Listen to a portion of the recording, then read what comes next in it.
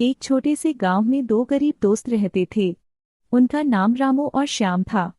दोनों बचपन से ही अच्छे मित्र थे। वे मेहनत मजदूरी करके अपना जीवन चलाते थे, लेकिन गरीबी के कारण उनके सपने अक्सर अधूरे रह जाते थे। एक दिन गांव के बाहर एक पुराने बरगद के पेड़ के नीचे बैठे हुए वे बातें कर रहे थे।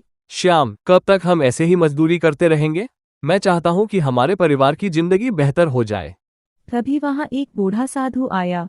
उसने दोनों की बातें सुनी और मुस्कुराते हुए, अगर तुम दोनों में हिम्मत और ईमानदारी है तो जंगल के पार पहाड़ी के नीचे एक पुराना खजाना छिपा हुआ है। दोनों दोस्त हैरान रह गए। क्या सचमुच वहाँ खजाना है? हाँ, लेकिन उसे पाने का रास्ता आसान नहीं है। जो लालच करेगा वह सब कुछ खो देगा। अगली सुबह दोनों दोस्त खजाने की खोज पर निकल पड़े। रास्ता लंबा और कठिन था। चलते चलते वे घने जंगल में पहुंच गए।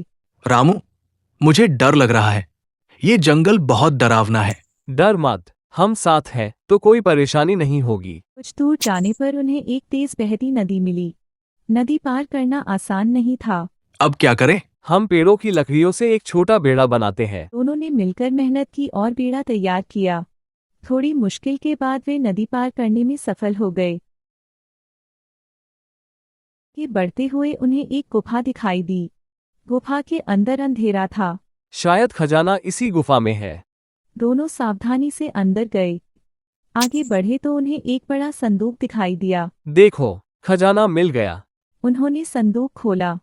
अंदर सोने चांदी के सिक्के नहीं थे, बल्कि एक नक्शा और कुछ पुराने बीज थे।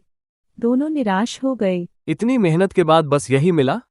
दोनों ने साधु की बात याद की और गांव वालों की मदद से उन्होंने बीज बो दिए। कुछ महीनों बाद वहां फलों के पेड़ों का विशाल बाग तैयार हो गया।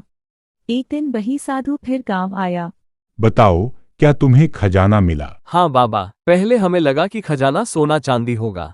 लेकिन अब समझ में आया कि मेहनत, दोस्ती और ईमानदारी ही सबसे बड़ा खजाना है।